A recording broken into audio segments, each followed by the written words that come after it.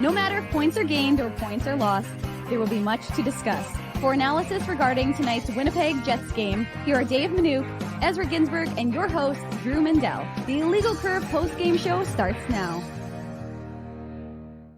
Good evening, Winnipeg. Good evening, Manitoba. For all those joining us live this evening on our YouTube channel and all of our social media platforms, we say good evening, universe, and welcome to the Illegal Curve post-game show. Along with Dave Manouk, I'm your host, Drew Mandel, here to talk about the Winnipeg Jets finally getting off the schneid, a much needed victory for a team that had been struggling so badly as of recent times, and they get it tonight in regulation 4-3 over the Los Angeles Kings. David, good to see you again. I saw you about 40 minutes ago as we were venturing our way home from the downtown arena. We left after the second period, which is what we do. We stay for the first 40 minutes and then we depart to get home for the post-game show. And that second period, it was sort of, the Jets had played a decent hockey game up to that point in time, but hadn't really received the goaltending and hadn't necessarily received the, maybe had some inopportune breakdowns from in areas of the ice. And so it was an important third period, as we talked about in the car. And the Winnipeg Jets, despite not necessarily playing their best period of the game, I would argue they played a better first 40 minutes than they did final 20 minutes. But nonetheless, they get the opportunistic goal. Cole Perfetti showing up tonight and having a tremendous game for the Winnipeg Jets. And as a result, the team comes home with a very important 4-3 victory. For sure. And let's start the show by giving a shout out to Winnipeg's own Ryan Galloway, who 22 years of officiating in the IHL, AHL, and NHL. We, of course, are a Manitoba-based show, so we celebrate Manitobans whenever we get an opportunity. So we're going to give a special shout out. It's the first time that I can recall. And he had, I heard, Drew, was it 400? Is that what Mike McIntyre, who wrote a story about Galloway, said that I think there were going to be over 500 people in 400 people 400. Is apparently the number of people or that, friends and family that he had in attendance at tonight's game. And you could see them in the stands. A lot of them were dressed like officials. They were wearing their stripes. Apparently his mom had 200 linesmen or referee jerseys to give away to people there. So pretty cool stuff. And so we'll start off the show by giving a congratulations on a great career to Ryan Galloway. And it's pretty awesome that he was able to end it in his hometown and, in front of the really classy, both from the fans who gave him, like I said, I'd never heard when they're announcing the officials before the game cheering, but as Drew just said, that was from his fan club. And then they did a nice tribute in the third period, which of course we were back at our respective homes for. But the other thing I wanted to give make a note of, because I don't know if you saw it at the end of the broadcast, but both teams stayed on to shake hands, every single player. Andrzej Kopitar gave him a really seemed like heartfelt, like I think it was like 30 seconds of like conversation. And obviously you get to know these guys, right? I mean, anybody who's played hockey before knows, you get to know refs and linesmen, that sort of thing. So it's not a shock, but I'm just saying it was a nice gesture from the Kings captain. And then similarly, all the Jets stayed out. They all shook his hands after the Kings. And then even Rick Bonus stayed out and probably delayed his media availability in the Matt Frost Media Center. But I don't think anybody's too worried about that. And so he stayed out and the team stayed out, and Lowry gave him it looked like a jersey and a stick, and just a nice gestures from both teams to celebrate a career of a Manitoban. So we celebrate him on this show, and the teams, of course, celebrated him on the ice. Yeah, and I like this. I like this sort of thing because too often the games, it used to be that you sort of knew who the refs were and you knew who the linesmen were. They had some personalities, and of course, the NHL can't have any personalities, so they got rid of that a number of years ago. But you can see the mutual respect that the players who are on ice and see what the officials go through. And so for an event like today, and you see it, obviously, for Ryan, it happened here in Winnipeg, and you see it all throughout the league. That when guys know that an official or a linesman is going to be doing their final game, they always sort of go out of their way. And, if they have a relationship, new guys less so than veteran guys, but, they've been up and down the roads together. They've traveled the long hockey journey together in different roles. But I do like when they can sort of come together for a moment of zen, if you want to channel a little bit of the Daily Show there. So I like that. My cold, dead heart isn't as cold and dead as many people would have you believe. But in terms of the on ice performance tonight for the Winnipeg Jets, it was the proverbial must win. This was a game where you needed it. You can't drop another game on home ice and extend this losing streak even further. You're playing an LA team at the end of a road trip. This is their third game in 4 nights. You need to find a way to get this win. And so often as of late, the Jets have found ways to not get the wins, to give up that goal for Trevor Moore, not Trevor Lewis. Yeah, I made that mistake before. Trevor Moore scoring shorthanded instead of Perfetti scoring shorthanded, and we'll get, or just after the penalty expired, rather. Yeah, and we'll get into all that on the Betway game recap here. But a lot of this game, I thought, David, we commented on it. It wasn't a lot of flow to it early on. I thought a lot of both teams, not just the Jets, both teams were having trouble handling the puck.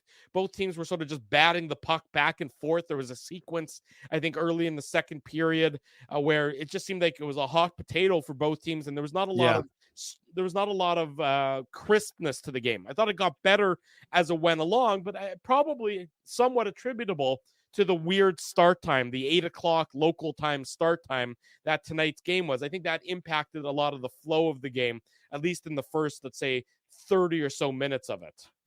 Yeah, I think it's a fair way of putting it, Drew. There were definitely some moments where you're just like, what are both teams doing? They were handling the puck somewhat like a grenade almost. And, I likened it almost that second period. It was almost like a bit of a boxing match. And in the end, it almost looked like it was going to be a boxing match because both teams had a little bit of a dust up towards the end of it. But it was more like punch, counter punch, punch, counter punch between the two teams.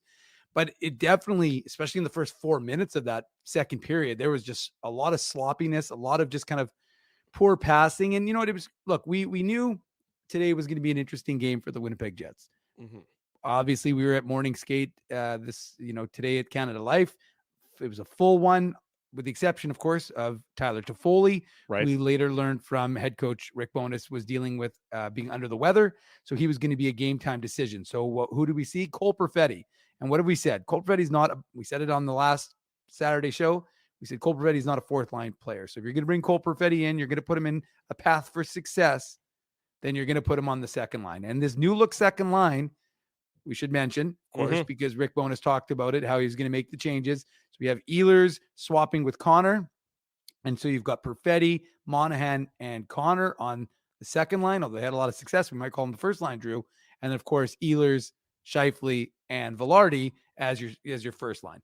So it was just going to be a curious sort of, because it was ironic, of course, that we said last game was the first game that they had everybody back together. And since the injuries to Velarde and the injuries to Connor and the injuries to Scheifele.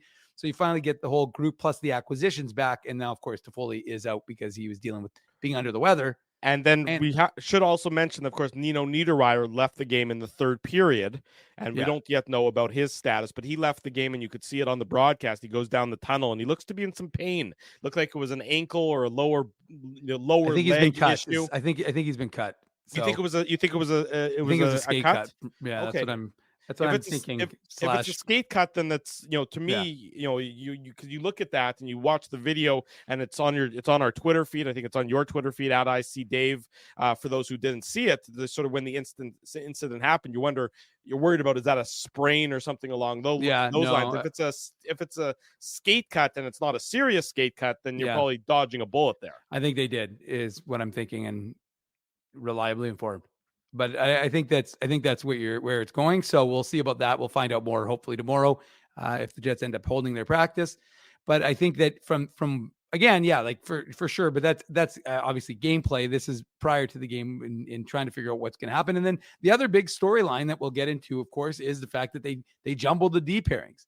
Mm-hmm. And Rick Bowness said, listen, we've lost 6 games. We don't have the luxury of going into this kind of last final 8 games, and forget about the standings, because Rick Bowness even said it himself. He said, we're basically in third.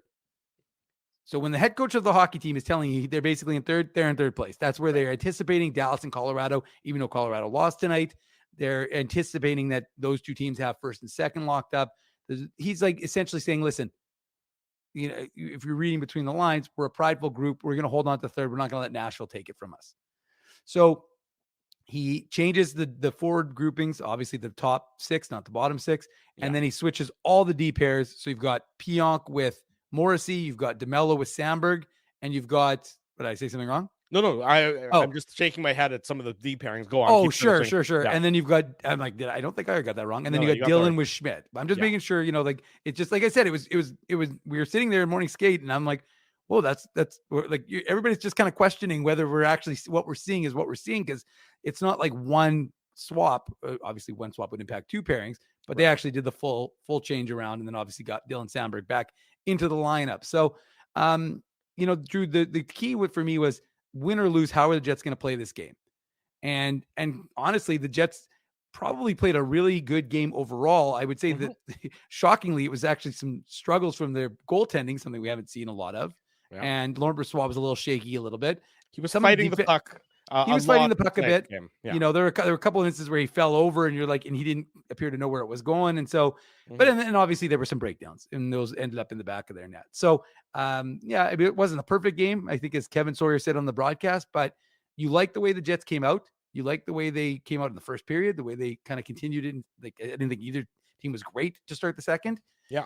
But overall, I mean, it was a good rebound game.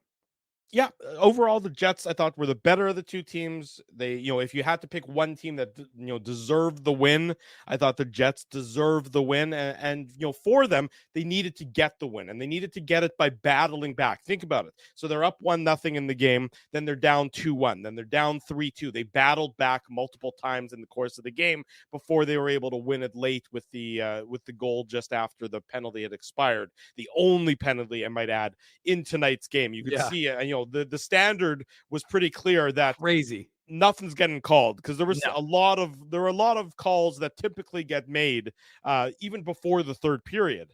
There were, you know, sticks in hands and things of that nature, and an interference penalty here or there that typically gets called that the refs just let go. But that was the standard, and it was a fair standard for both teams. And they followed it, Drew. Yeah. Because how many times, you know, we're sitting there in the first 2 periods and you'd be like, well, that would be a penalty. And I'm like, oh, that's a penalty. Like there were a number of things that, generally speaking, you know, there was like the Cole Perfetti stick smash. I was actually surprised that didn't get called a penalty in the third period. But there were a number, and it went both ways. There was, I think there was an interference penalty that the Jets should have been called for. That was uncalled. Yeah. But I just remember, I think I tweeted in the second period, but I was just like, well, this is clearly the standard they've established for this hockey game, because it's not going to deviate, because, and good for them. I will say, like, I like when the refs establish that, and it's going to take something significant for them to pull out the whistle, and that's fine. And so, as you said, you thought the teams were kind of taking advantage of that, and we thought maybe they were going to try and test it.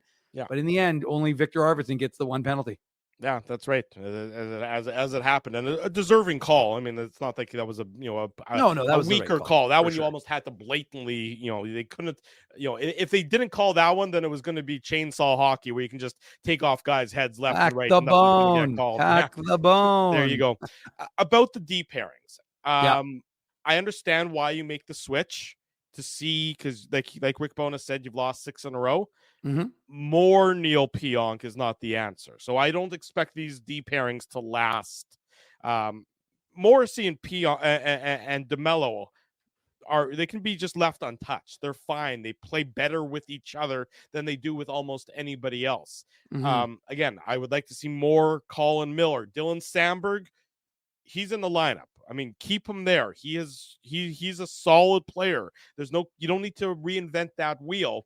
But Morrissey and Pionk, to me, didn't do anything for me that would make me want to see more. It's not like, you know, Morrissey elevated Pionk. In fact, I thought it was sort of the other way around, where Pionk maybe dragged down Morrissey a little bit more. Morrissey can be himself because he knows where DeMello's going to be, and he knows that DeMello's got his back and is sort of the ideal partner for him. I don't feel that he's necessarily got that same comfort level with Neil Pionk back there. So I wouldn't expect the D pairings to remain as it was tonight moving forward, or certainly not for that long on Thursday when they play the Flames. Yeah, I mean, it'll be interesting to see how they reconfigure things, Drew, and if they keep this sort of shuffle going. But yeah, I mean, I was definitely a little surprised, as were a lot of folks, when we tweeted out the D pairings this morning during morning of skate. I mean, I just thought maybe they were hoping that Morrissey could offset what Neil Pionk's chaos. I think that was kind of the prevailing thought process. Rick Bowness didn't really expand on that. I mean, he was asked by Mike McIntyre about the pairing Josh Morrissey and Neil Pionk, and ultimately he didn't really focus on that pairing specifically. He just generally answered the question about the team needing to be better and that sort of thing. So he didn't bite, even though Mike tried to get him to. And yeah, I mean, again, like I said, there were definitely a couple of questionable plays by, Pionk, but I mean, then again, he just seems to be focused on more. A lot of the guys sometimes, like I remember there's a play where Dylan DeMello just casually tossed the puck up the ice, and you're like, well, there was no pressure on him, and he just gives it away. So, anyways, it's interesting.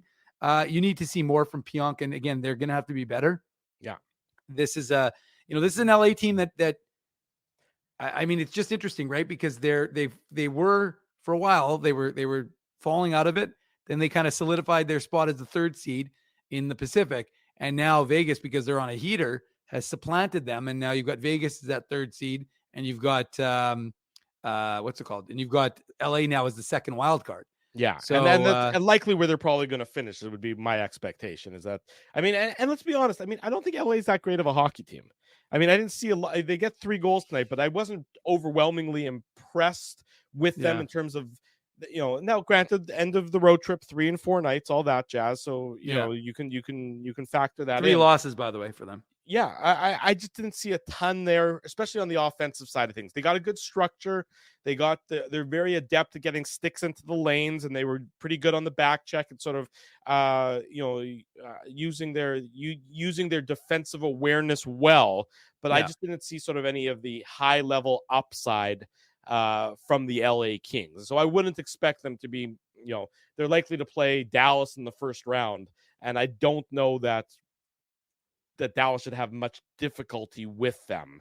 The goaltending, again, Cam Talbot was also, I would say, decidedly average tonight from the LA perspective. He made a couple of nice saves. Yeah, he made a couple of nice saves, but I mean, you sort of know what Cam Talbot is at this point in time. Right.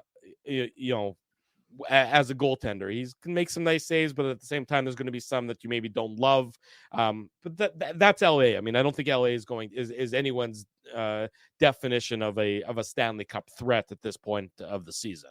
Yeah, I would agree with you for sure, Drew. And I think, like I said, I just actually would love to see LA play the Oilers again in the playoffs, because I just love those matchups. But credit to Jets fans, they have long memories, and Pierre-Luc Dubois was the subject of the Boo Birds all night long. So as you would expect. No, I'm not surprised. I mean, and it was, I mean, that's always entertaining. And it wasn't a full house. It was the first, it was only 13-3, I think is what you said. But, so 13-3-3-4. So the sellout streak ends at 4 straight. But, for how many fans were there, and maybe it was the Galloway crew contingent, and credit the bugling from the RCAF bugler, because she did a heck of a job. And I would imagine they showed it on the television, but if it doesn't translate, check out the Illegal Curve Instagram, because she did a really good job. And I have to say, the crowd seemed really into it. It resonated with the crowd. What resonated with the crowd more was the play of Cole Perfetti. They were giving him a lot of love after his first goal, knowing the struggles he's had, knowing that the CRTC less so. The CRTC is sending a sternly worded letter to Cole Perfetti for using a little bit of some cursing during that first intermission interview. Yeah, there's no question about that. But the fans were giving him a lot of love for scoring that goal. And again, he played a really good game, and that's what you needed from Cole Perfetti. And like we said before, right? We said if you're going to give Cole Perfetti that chance, you play him in that role. So, real good game from Cole Perfetti. Good game from Kyle Connor. We saw him defensively. We were like, "Whoa, who's that playing defense?" That's Kyle Connor. But again, the play of that line, and Sean Monahan that goal he scored. We'll get into it on the Betway game recap in a few minutes. But I thought that second line, as it was configured, looked real good. And let me tell you, it's setting up a big question. What if Tyler Toffoli's healthy? Now, it may be avoided because we don't know the status of Nino Niederreiter. So we don't know what his status is going to look like. Again, whenever we find that out, depending on what the strategy is, if the Jets end up practicing tomorrow, we'll let you know. And it'll be, of course, on illegalcurve.com and on our YouTube channel. The other thing I want to mention, there's lots of you in the chat. Once we start the Betway game recap, may not have that same chance.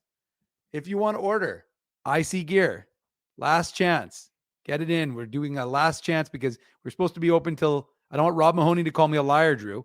I saw he already called you a liar. I think I saw it. Did he? Yeah. Oh, I don't know. But anything about something specific or just in general? Just saying that the store. He can't believe the store is still open. I think. Well, no, because Rob, the store was supposed to close, but because our guy didn't have it open on Sunday, aka March 31st, I felt like I denied you. Calendar reading is hard. Yes, not by me. I didn't set that. But the point is, it's a last chance. So it'll be open till about 4 a.m. So if you want some IC merch, we appreciate it. And you can order it, and you can order a hat, hoodie, whatever you want. There you go. So get on that. And we get started here with the Betway game recap on the Illegal Curve post-game show. The Betway game recap. Big thanks to our friends at Betway for their continued support of the Illegal Curve Hockey Show and the Illegal Curve post-game show. Betway is the sports betting app that puts you, the customer, at the forefront with a large selection of betting options in sports, as well as strong promotions and fair odds. Head on over to Betway and bet your way. Must be 19 years or older to play. Please play responsibly. Yes, first and foremost is please play responsibly if you choose to play whatsoever. Jets open the scoring. Cole Perfetti at the 11:14 mark of the first period. A bit of a sleepy start to the first period, but the Jets were decidedly the better of the two teams, outshooting. It's good English there, Drew. Outshooting LA by a 12-5 margin in that first period, and they got the first goal of the game. Perfetti, his 16th of the year, assisted Dylan DeMello and Kyle Connor. He gets his opportunity back in the lineup with Toffoli's illness. That's for those of you who missed it. Tyler Toffoli out of the lineup today because he's under the weather, and Perfetti really shows up, and he makes and this is a goal that's just hard work. It's Dylan DeMello with a shot off the end boards. It's a goal mouth scramble, and it's Perfetti in a quote-unquote dirty area, and all the Jets. It's a big mass of humanity there, and Perfetti is able to sort of just poke the loose puck through and past Cam Talbot to give the Jets the 1-0 lead just after the halfway mark of the first period, Dave. And Drew, what is what characterizes this goal? Movement. Hard work? Well, hard work and movement. Yeah. The Jets were quick, right? There was a lot of interchange. You've got Dylan Sandberg and Kyle Connor. All these guys touching the puck. You got Sean Monahan causing chaos in front of the net, and then you have everybody go to the front. And one of the things we learned about Cole Perfetti early in his AHL career, so we're going back a few years now, was that he was finding success, but he was finding success from the periphery. And then eventually, as the kid who was 19 and learning how to play against men adjusted, he went to the dirtier areas and he started to get that figured out. And similarly in the NHL, you're not going to score all your goals from the periphery. You got to get into those dirty areas. And that's what you see him do. So for me, that's a significant area for Cole Perfetti to be in. And Sean Monahan's the one who's taking most of the abuse, right? But and of course, and again, it's just about finding time and space and getting that opportunity, right? Cam Talbot a little slow to pick it up. There was I think the Kings were considering a review because what's his name comes Dylan DeMello goes crashing into the blue paint a little bit. So I guess they were considering whether there was some interference on Talbot and preventing him from, getting a hold of the puck. But ultimately, at the end of the day, it's a real big goal for Cole Perfetti because again, it's a hardworking goal from that group, from that line, and it Mhm. gets the crowd into it. Yeah, exactly right. And so good goal for the Jets. They're up 1-0, but as this team has unfortunately done as of late, they Mhm. score one, then they give one up pretty quickly thereafter. It's a minute Yeah. and 16 seconds. So not even a lot, maybe a shift or two shifts later. And this goal can't go in from my perspective. It's Victor Arvidsson, his second of the year. And you're like, Victor Arvidsson, only 2 goals. Well, he's only played 10 games this year so far. Yeah, you got the good important qualifier there, Drew. Exactly. Arvidsson, his second of the year, assist to Trevor Moore and Drew Doughty. And it's a good shot. I'm not going to take anything away from Arvidsson and the quality of the shot, but from where he releases it, he releases it from not a dangerous area. It's from probably parallel to the face-off dot, but much closer to the boards along the hash marks there. Laurent Brossoit has to find a way to make the save. It's a well-placed shot. Again, not taking anything away from Arvidsson here, but Brossoit's got to find a way to make that save because the Jets have done everything what they need to do in keeping him to the outside, yet he's still able to elude, the puck is able to elude Brossoit, and it's a 1-1 game. Yeah, and look, I can understand, like, some folks are like, well, it was a bar down shot, but like, I don't know, like it's not like and we reviewed it, right, Drew, when we were sitting there, like, oh, is it possible it went off of someone's, deflected in off the defenseman or something, but it doesn't.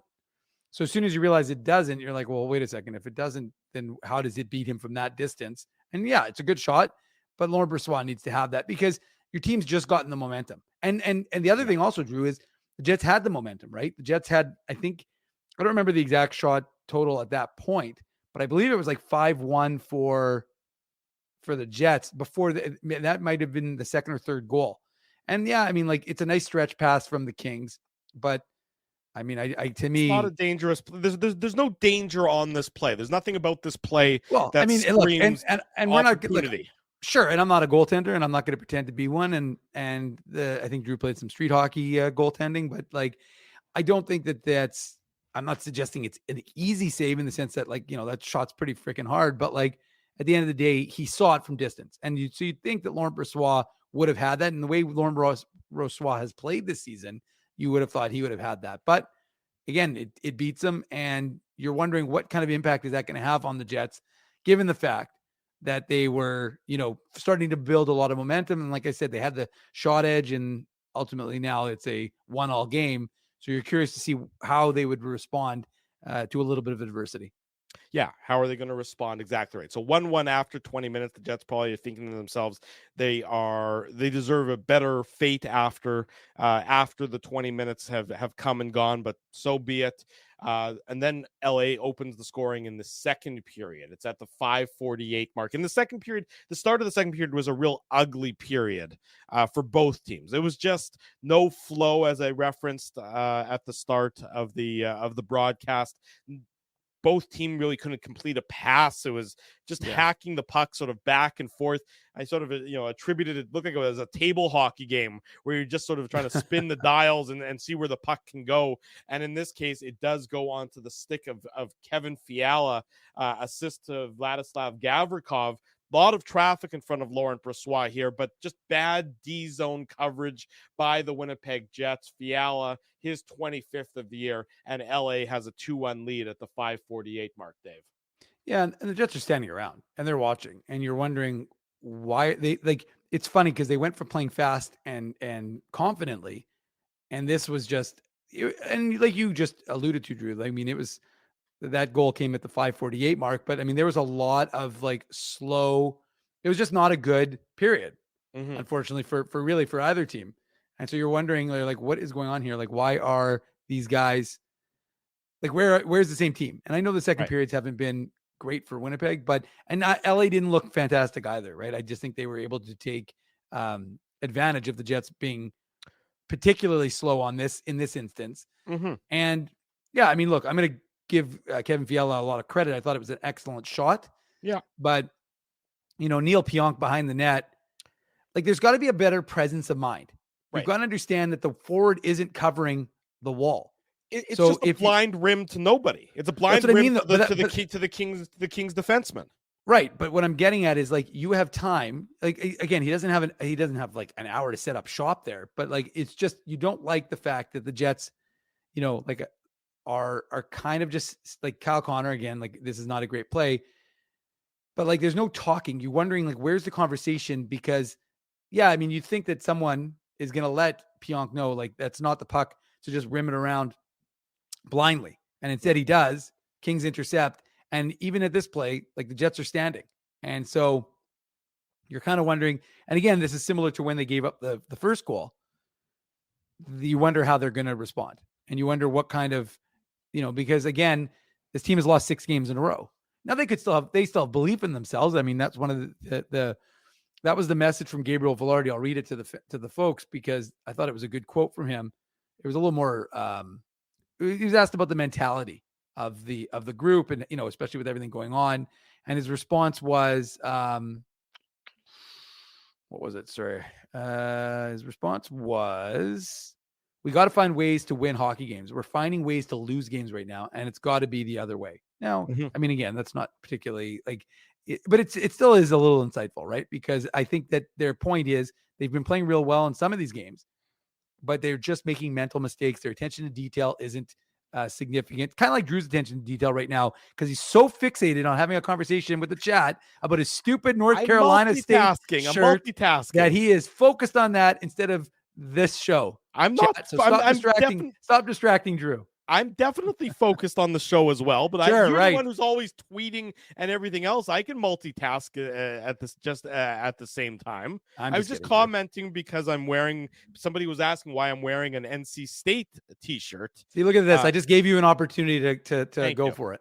Well, so the reason I'm wearing an NC State T-shirt is my wife is a graduate of NC State. Laura she went there for grad school. So this, not only is this an NC State T-shirt, but what you can't see because of where the angle on the camera is, hang on, let me stand up for a second here. Oh boy. Oh God, please. No. Wow, Drew's bona fides. It's NC State ice hockey at that. So there you go. It's still, it's combining all the worlds. The worlds are combining together. I have many Kentucky ice hockey T-shirts as well, but I had to go deep in the closet when I pulled this out to do the show. Laura's like, "Where in God's name has that T-shirt been?" Because she hasn't seen it probably in a decade or so since she graduated from NC State. Well, it's probably been more than a decade at this point in time, to be honest. But anyways, there you go. It is the that's why I'm wearing the NC State T-shirt tonight. So I apologize if that interrupted or confused you at all there, Dave. Nah, not really. I just wanted to call you out because I saw you were having a little too much fun in the chat. I wanted to draw your attention back to this show, Drew. I mean, I didn't want you to, usually it's Ezzy and I who are kind of monitoring the chat. You do too as well sometimes, but I kind of figured you'd be locked and loaded, but I saw you were having a little too much fun. So I wanted to rein that in. I want to bring you back down to reality. There you go. So that's the quick update on that. So 2-1 at this just point. By the way, so Granny Bonner fan, I just got this update too, but someone, just to be clear, should let the chat know that apparently Rick Bonus in his post-game media availability, available on our YouTube channel, said Nino had to get stitches to his leg. So that's not a surprise. That would be in keeping with what we heard was that he was cut. So there you go. Right. And that's probably a best case scenario. If you're comparing, if the options are, lower leg sprain versus stitches, I think stitches are definitely the preference between the two if you have to choose one. For sure. So 2-1 at this point in time for the LA Kings, and the Jets are, they've played a decent game. Yep. And so, but they're, when you are struggling like they are, and when you haven't, you have no confidence, and when you haven't been able to really have anything good happen for you, this is what happens. You play decent game, but then all of a sudden you give up 2 in a row and you're down by a goal. To the Jets' credit, they stay with it. And then Sean Monahan at the 11:49 mark, so just 6 minutes and 1 second later, he ties it up, his 24th of the year. Morrissey and Kyle Connor with the assists. I mean, the cycle for the Jets was working well really throughout the entirety of this game. The Jets were really able to put the puck in low and then start cycling it. The Lowry line had a number of shifts of that nature. The Scheifele Velarde line, they had that great shift late in the third period where they were able to cycle for a good period of time. That's one thing about the Jets game. that really stood out to me tonight. Yeah. And this goal comes after a good Jets cycle. Josh Morrissey, gets the puck on his stick, and Sean Monahan is where exactly you expect him to be at this point in time, in front of the net, causing chaos, and he gets a real nice tip on a nice shot by Morrissey to tie the game up at 2, just over the halfway mark of the second period, Dave. Yeah, and look, it's significant because we were talking about the idea of how would the Jets respond. Right. You're now down. And so what are you going to do? And I think, Drew, and I was talking to someone and they're like laughing how some folks, a guy has a couple good games and he seems like a fit and suddenly you're like, hand him a deal, whatever he needs. I will say Sean Monahan certainly has fit this team and filled a need at second line center for this Jets team. Right. So he's hasn't looked out of, he looks like he's part of this group. And he looks like he's been part, and I think part of the, what would I say? I guess part of the brilliance, if you want to go that aggressive, is the fact that getting him early, getting him comfortable, getting him 3 weeks before everybody else was making trades. Obviously, the Canucks had made a trade, which started off the kind of domino effect of making the Jets. Monahan has looked a lot better in a Jets uniform than Lindholm has in a Canucks uniform. Well, given the fact that there was rumors that the Canucks were considering trading Lindholm, I definitely think it was a good deal for Winnipeg. But again, like I said, I think it's just a testament to them doing this. And this play was just a brilliant sequence. Again, Jets moving fast and seeming to talk. And like I said, you give Kyle Connor, I thought he was excellent, being shifty.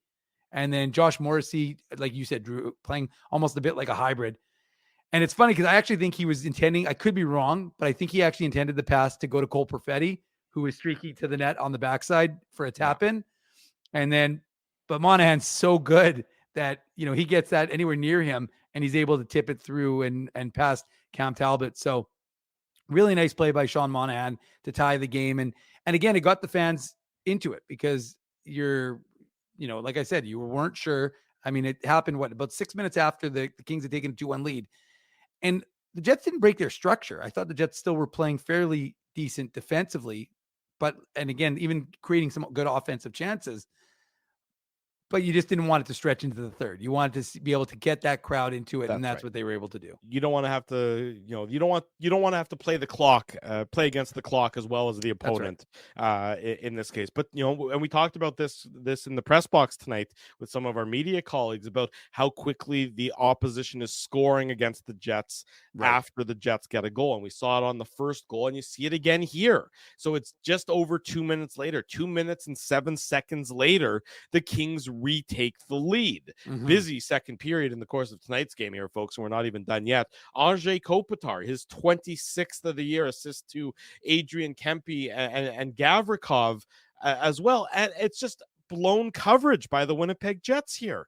It's not like you're blowing coverages against fourth line guys. You're blowing coverage against Andrei Kopitar, who's left all alone in the middle of the slot. How does this happen? And it's not the first time it's happened. I mean, in this one, I believe it's Cole Perfetti sort of blows the zone too early. Looking for offense. And I understand sort of where he's coming from. But if we've learned anything about this Winnipeg Jets team over the last number of years, it's don't leave the zone too early. Get that out of your game. Because that was the MO, of course, of Scheifele and Connor for so long and for so many years. Perfetti, bit of a bad habit. He's cheating on this play. And as a result, the Kings take advantage and they make it 3-2 at this point with about just over 6 minutes to go in the second period, pardon me. Yeah. And again, it's the quickness of that goal, right? Coming just over 2 minutes later, Drew, and you're, it's also a breakdown defensively. Like you said, the idea for the Jets is supposed to be that offensive opportunities are created by playing good defense. That's what we've been hearing. That's the mantra. That's what these guys are supposed to be. And it's not easy. It's not fun. Everybody would rather fly the zone, get a breakaway. But at this point, you just look at it. And the Jets, like I said, I understand, but there's two guys who jump at the line. And you can't leave Kopitar right up the, flying down Main Street, as they like to say. And he's not going to make a mistake. He knows how to put the puck in the back of that and have success under pressure. But yeah, the Jets, you looked at it and Perfetti, and I believe it was Perfetti and Connor were both high at the blue. Yeah, they were both way too high. Like, they were both cheating on the play. Yeah. So Monahan's where he needs to be. He just kind of gets caught in the middle. But at the end of the day, there's two guys, right? He's got to look after two. And I mean, Monahan doesn't really play it great either, but ultimately it's one of those situations where you're sitting there going, you just don't like the two guys thinking offense in that situation, because when the puck isn't out of the zone, you shouldn't be. I promise you it'll be on video tomorrow when they gather together and say, look, this is not how we need to play. We need to have better puck support. We need to have better defensive awareness. We can't be cheating. We got to get that cheating out of your game, because you see what happens. More often than not, when you cheat on those plays, it ends up biting you in the behind more than it does, I would suggest, resulting in something positive for you. You can't cheat, because it's just never going to last that long for you. And that's, Perfetti and Connor weren't great on that play, but give them credit because they bounced back quickly, and the Jets get the tie again. It comes, just under 3 minutes later at the 16:47 mark of the second period. Josh Morrissey, his 9th of the year, assist to Perfetti and Connor, and this is a nice play. It's a 3-on-2 for the Jets. Connor with a clean zone entry, and then he feeds it down low to Perfetti, and Morrissey is the trailer on the play. Morrissey's not the 3 in the 3-on-2 here. He's jumping up in the play, and it's almost a 4-on-3 by the time he gets into the play, but it's a beautiful pass by Cole Perfetti, sort of saucering it over onto the stick of Josh Morrissey, and then Morrissey makes no mistake in beating Cam Talbot with the shot. This is what you want to see. This is Josh Morrissey activating and getting involved in the game, and it's Perfetti with that vision and the soft hands that we know that he has. And Kyle Connor, look, you're not really sure what Connor, Perfetti, and Monahan are going to be like. I don't believe that's a line that the Jets had played at all together, prior to tonight's game, or if they did, it's very few minutes, but they looked damn good together. So Kyle Connor doesn't have to play with Mark Scheifele. Here's a reminder about that in how he played tonight, as that line that Monahan, if that Monahan, Perfetti, and Connor line were terrific, and you got to see it certainly on this goal as well. Absolutely, Drew. And look, Kyle Connor picked up 3 assists. Kyle Connor seemed a bit sullen. I'm not going to lie. When I've interviewed him a number of times in today's media availability, he was definitely not his, cheery self. I'm being somewhat sarcastic. He's not necessarily the most cheery fellow, but he was asked about Michigan and didn't seem overly enthused. He's a Michigan guy. Michigan making it to the Frozen Four. Rutger McGroarty, of course. But so I mean, I would imagine he's a little subdued right now, based on he likes playing with Mark Scheifele, but he's a team player, so he wants to do what's going to be best for the team. But this seems to be what's best for the team, right? We know what Ehlers and Scheifele and Velarde were able to do during that stretch when the aforementioned Kyle Connor was injured. And we know that Connor seems to have some chemistry there with Perfetti. And again, he's fast. He thinks fast, and he's got a great shot, and he can make a great pass. So you like all those sort of elements on the line. You've got a cerebral player like Monahan. You got a cerebral player like Perfetti, and you have a guy like Kyle Connor, who's got attributes that both guys know how to take advantage of. So to me, that's a real strong trio. We'll see. As you said, we don't know if it's going to stick together, but I mean, again, it's more just that idea that these guys are, again, like I said, trying to create something, and you like the fact that they strike back, and it's a hugely critical goal to go into the second intermission with a tie game. And it's funny because I was just going to say, like this, if you think about it, the Jets actually got a goal like this scored against them. And I believe, Drew, if I recall correctly, it was Cole Perfetti remember when Cole Perfetti jumped at the blue line and we joked about Cole Perfetti not being tall enough. Right. The puck goes over his head. And then I don't remember which team that was against. Maybe the chat can remind me when that happened and Cole Perfetti tried to jump. I want to say that was against the game against Nashville when they lost on home ice, maybe. I remember the I remember the incident where he jumped and then he wasn't able to knock it down. I can't remember the opponent, but if I had to pick one game, I'm going to say the home game against Nashville. But probably Perfetti didn't actually play in that game, is what I'll find out. Yeah, but the point I'm making is that this is very similar, and actually I think it was Pionk, if I recall correctly, who actually flipped the puck up and over and out of the zone, and it's just a nice sequence by the Jets, and they were able to tie the game with just a few minutes to go before the end of the second. And like I said, they made everybody happy in the building, including Noah Khan, who's performing tomorrow, and the crowd seemed to resonate when he was speaking in front of the masses today ahead of his concert tomorrow. Do you know his music? I actually do know a little bit of his music. It's not my kind of music. I'm not really a folksy kind of person. I like his songs though. Like, he's got some good songs, but I wouldn't, I'm not going to pretend to be a huge fan of his, but he's got one or two songs that I don't mind. Okay. And they're a little slow for my liking. I'm more of an EDM. I know you are more of an EDM guy. I need up tempo. Look, that's why you're going to Vegas this weekend so that you can go to, aren't you an Electric Daisy? Isn't that this weekend? EDC. Yeah, right. That's what I thought.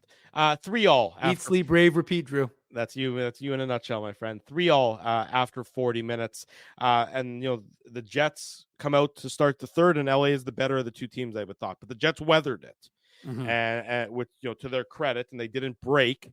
They the structure stayed, and I thought Laurent Brossoit probably got a little more comfortable as the game went on, because he was fighting the puck earlier in tonight's contest. And then the only penalty of the game gets called. Victor Arvidsson gets called for holding the stick at 11:03, and the Jets just so very narrowly dodge a bullet. Because can you imagine if they had given up that shorthanded goal to Trevor Moore?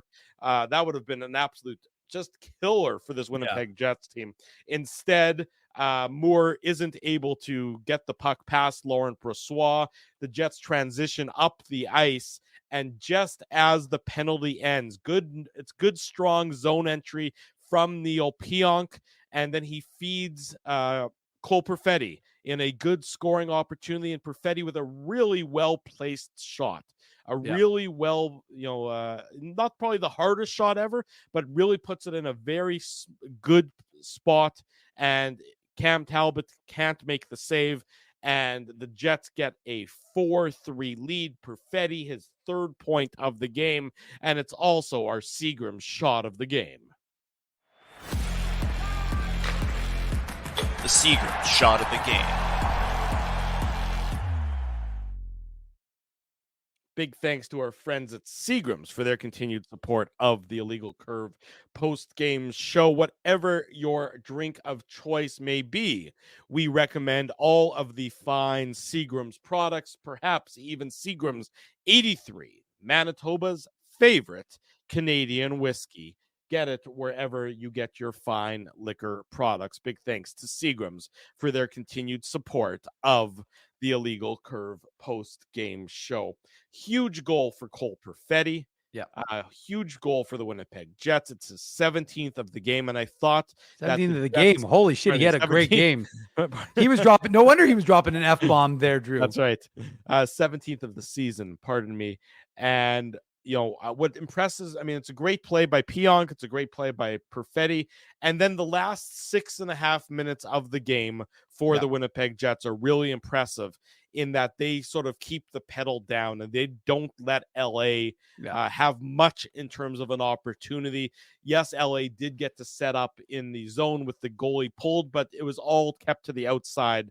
The Jets were able to do a really good job of staying disciplined. That shift by Velarde, Scheifele, and Ehlers, and they weren't necessarily at their best all game long. That was important, though, better. Drew. I agree. Oh, it was. I thought they got better as the game went on, but really, what are you talking about? The last 2.5 minutes of the game, that shift that they basically kept LA hemmed into their own zone for a solid 60 seconds, where they just cycled the puck and LA had no answer to them, and that's what you want to see. That's what the Jets were so good at when they were playing at their peak earlier this year, when everything was going so well.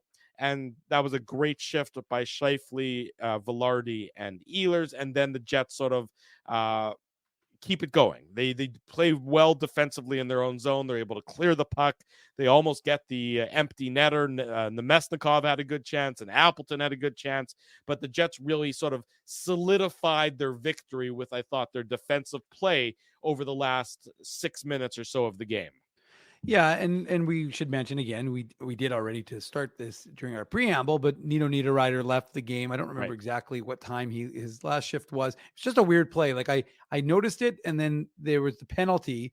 So I was trying to catch the replay. It happened at actually I don't have it on my thing, but yeah, I'm not entirely certain when it happened in the game because of course TSN doesn't have it on their thing, but it was probably with about 5 or 6 minutes to go, maybe a little bit more because it was just before the penalty drew. But just an unfortunate situation. But I was going to mention Morgan Barron gets the jump up from the fourth line into that spot, which he obviously is familiar with. He played with those guys last year. So not unexpected. And I actually thought he had a good game. Morgan Barron, we should mention him again. He did some things in the first period. He's solid on the forecheck. He's one of those players that I don't think Rick Bowness has to worry about. Yeah, he just goes and does his job. He's similar to Nemesnikov or similar to Niederreiter or Lowry. Just goes out there, knows exactly what he's expected to do, and goes and performs that role pretty admirably. Yeah, again, he's a guy who we've often said could easily be elevated in this lineup and given more opportunity, and he's still pretty young. So it's there's still lots of years for Morgan Barron to gain those sorts of opportunities, but he's big bodied. He can control the puck. And, obviously you need to see goals, but he's like we've detailed, he scored more this year than he did last year. And it's with less ice time, less average ice time. So he's making more with less in 23-24. But again, like I said, we'll see what happens with Nino Niederreiter as Rick Bowness detailed in his media availability from the Matt Frost. It required a few stitches. And that's good news for the Jets. And so he may not be at practice tomorrow, but we'll maybe see him on Wednesday if they practice then. So status for Niederreiter up in the air for Thursday's next game against the Calgary Flames. That will be the Winnipeg Jets' next opportunity to clinch a playoff spot. With the win tonight, they get within 2 points of doing so. So a combination of 2 Winnipeg Jets points or 2 points not earned by the St. Louis Blues, and will result in the Winnipeg Jets being playoff bound. We know it's just a matter of time. St. Louis did end up beating Edmonton tonight in overtime, for those of you who are keeping a close eye on the out-of-town scoreboard. And there's also relevant to the out-of-town scoreboard in what can only be described as an upset. The Columbus Blue Jackets went and defeated the Colorado Avalanche by a 4-1 score. So for those of you keeping an eye on maybe thinking the Jets could get back into second spot in the Central Division, the Jets 4 points behind Colorado. The Jets do have the tiebreaker right now. It's unlikely. I would say it's more likely than not that the Jets will finish in that third place in the Central Division. They're 6 up on Nashville with a game in hand now on the Jets. But you would expect that the Jets are on Thursday against the Calgary Flames team that has nothing to play for on home ice should be a perfect opportunity for the Winnipeg Jets to clinch a playoff spot for the second consecutive season. And especially because it's up against a Calgary team they haven't beaten yet this year, right, Drew? So that'll be some extra motivation for the Jets.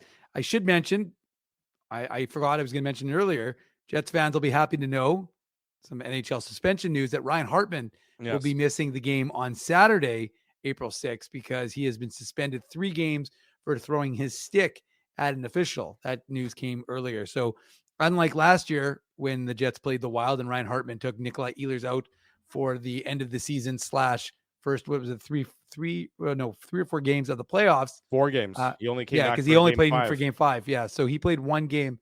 So Ryan Hartman will not be in the lineup on Saturday. Good news for the Jets.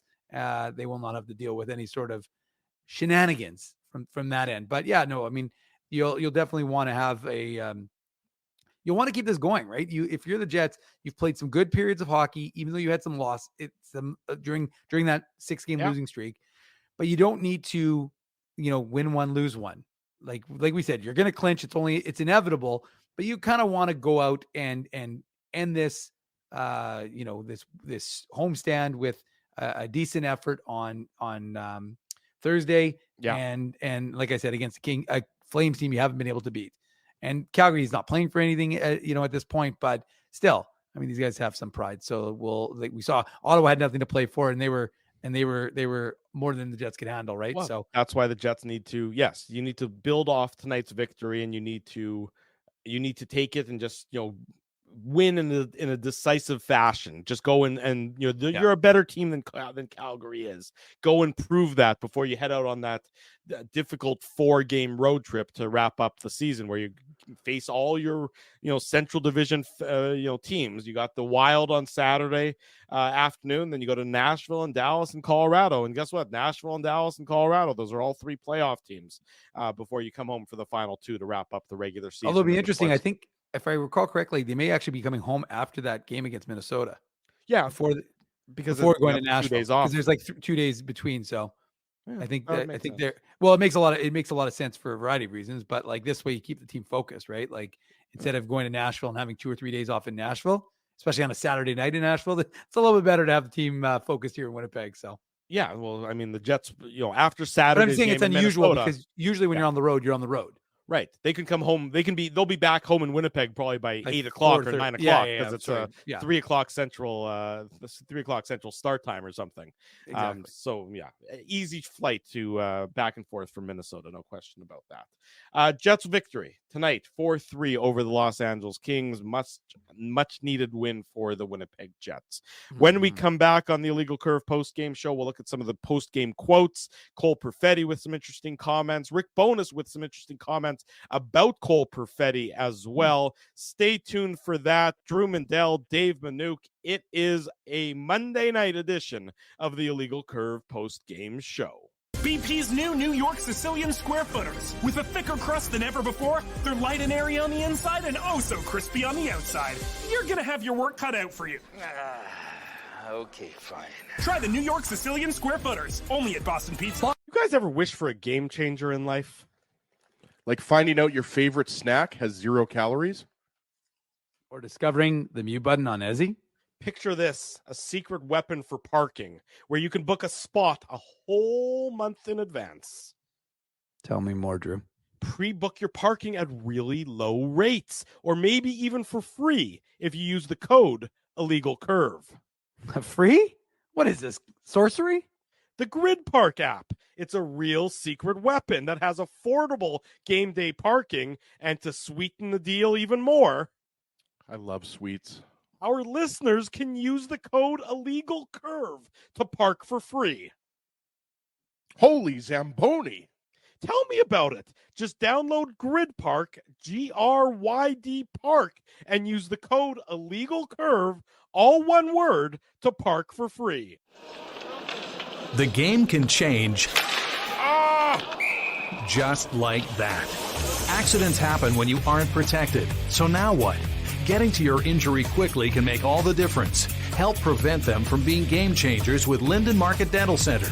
Bonding, crowns, bridges, and dental implants. State-of-the-art treatments are available to help you get back in the game. To learn more, visit lindenmarketdentalcenter.com. Creating smiles for life. Your coworkers love you because you always make them laugh. You're the life of the party with stories that have them rolling on the floor. Or maybe you're just the quiet one in the corner with the one-liners that just slay. Do you have what it takes to become Winnipeg's funniest person with a day job? Try your luck. Hit the stage at Rumors Comedy Club, and you could be walking away with $1,000 cash. Winnipeg's funniest person with a day job. Presented by Rumors. For all the details, head to rumorscomedyclub.com. Whoa, Ezzy, everything okay? You look stressed. Of course I'm stressed. We're moving, the house is upside down, the kids failed miserably at packing the fine china, and my life is in chaos. Chaos! Yes, that does sound like a problem. What am I going to do? Ezzy, relax. Rolly's Transfer Moving and Storage is the answer. With 60 years of experience in moving Manitobans and a track record of exemplary customer service, one call to Rollies and your stress is gone. No job is too big or too small. Just visit rollies.com and they will take it from there. Thanks, Dave, and thank you, Rollies Transfer Moving and Storage, online at rollies.com. For 3 generations and over 80 years, Tough Duck has been making apparel that works and plays as hard as the people who wear it. From jackets to work boots and everything in between, Tough Duck's clothing can handle the harshest environments, even the illegal curve hockey show. Work to live, live to play.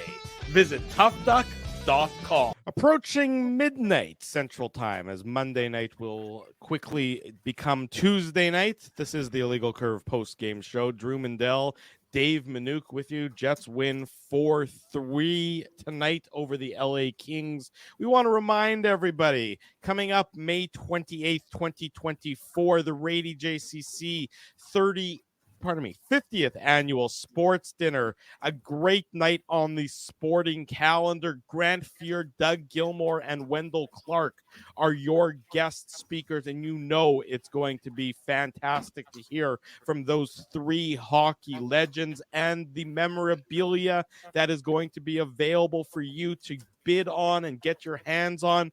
Illegal Curve, one of the proud media sponsors. So if you plan to attend or you want to attend the Rady JCC Sports Dinner, go to radyjcc.com for more information and to get your tickets. And if you want to sit at the Illegal Curve table when you buy your ticket, be sure to tell them that. You want to sit with yours truly. You want to sit with Dave Manouk. You want to sit with Ezra Ginsburg and have a great night listening to Grant Fuhr, Doug Gilmore, and Wendell Clark. That's coming up in about 7 or 8 weeks' time. Not quite 8 weeks, a little bit less than that. It's going to be a great night at the downtown Winnipeg Convention Center. Also a great night, Dave M., for Brad Lambert. Great day for Brad Lambert of the Manitoba Moose. He got a nice acknowledgement from the AHL. You'll talk about that in the upcoming Manouk Moose Minute. Put on your antlers. It's time for the Manouk Moose Minute on the Illegal Curve Hockey Show. Indeed, Drew. It was indeed a good day for Brad Lambert, the 2022 first rounder, 30th overall by the Winnipeg Jets. He was recognized as the Rookie of the Month for March. And why was he done? Because he had 18 points in March in 13 games, 4 goals, 14 assists. He helped the Moose to a 10-3-1 record during that time. Part of the reason why this team is back in a playoff spot and part of the discussion for what they're going to be able to do in the Central. So he's been very impactful. And I said this as a center, which is significant, of course, because he was playing wing last year until he went to Seattle and they moved him to center. The Jets organization with him on and the Moose have kept him as a man up the middle. So really good month for Brad Lambert. He continues to show, and again, he's got some room for growth. I think he'll probably get a game in potentially for the Jets. He won't be the guy who goes in for Nino Niederreiter to quash that one. If Nino Niederreiter even misses a game, because again, you're developing as a center. You don't want to put him in as a winger. It just seems counterproductive, but although, as Nate Schmidt said, he was a left D man until they said our left D is full. Do you want to be a right D man? Well, I guess I'll learn how to play right D pretty quick. I'd rather be in the NHL than not in the NHL. So I'll find whatever role I can carve out for myself. Yeah. So, 7JP, 7B, it said 18 points. Wow. Did Connor do that when he was down there? The problem is, I don't know which Connor he's talking about. I assume Kyle. Kyle Connor. Yeah. Well, Kyle Connor didn't do that, but Kyle Connor did. Kyle Connor started off his AHL career once remember, he was with the Jets for that stretch of time. He wasn't having a ton of success. They sent him down.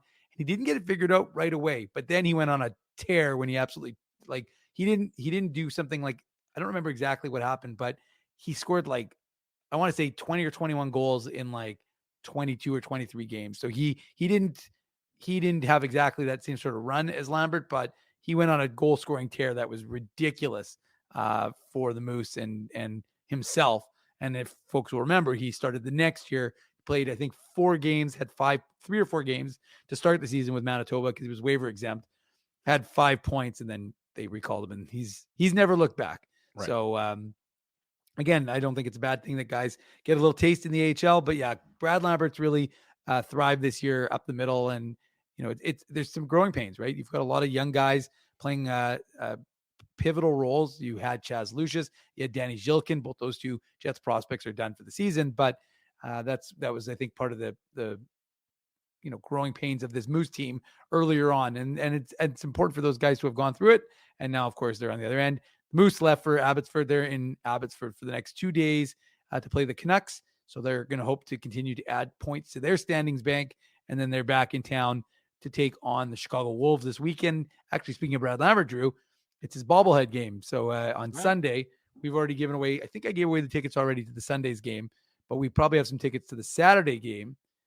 So we'll have more tickets to give away, and then they'll close out the homestand and their final, I think it's their final 2 games at home against Iowa the following week. So lots of fun with the Moose. And hey, someone asked me, if some of the Jets prospects are done, might we see them? So a guy like Colby Barlow, might you see him? Sure, you may see him. We've seen it with a lot of these guys. You get your junior career comes to, not career, but your junior season comes to an end. So someone like Jacob Julian, who's on London, probably not, because they're a really good team. But Connor Levis, who's with he's in Kelowna right now. Where's Connor Levis? Somewhere on the west. I know he's in BC, but I want to say I feel like he's in Kelowna, but I could be wrong because I think he got traded. He did get traded. Oh, he might be. He's in Vancouver now. Yeah, the Giants. Oh, he was in Vancouver, but who was he with? Kelowna before? He was with Kamloops before. Kamloops. Okay. Yeah. Well, it's all left coast. It's a K and BC. Yeah. It's good enough. Yeah. So anywho, the point is that that you could see some of those guys joining the Moose for the final push towards the playoffs. And they'll gain some experience. And a lot of times the Moose coaching staff usually use them, but that's usually when they have a more veteran lineup. Right now, the lineup's fairly young as it is. So we'll see what happens with the Moose. But lots of good things for Brad Lambert.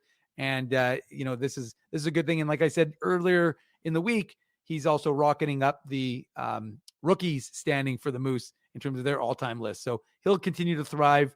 He didn't play the last game, and we'll see if he plays tomorrow. But if he's not, we'll bring it to you on illegalcurve.com.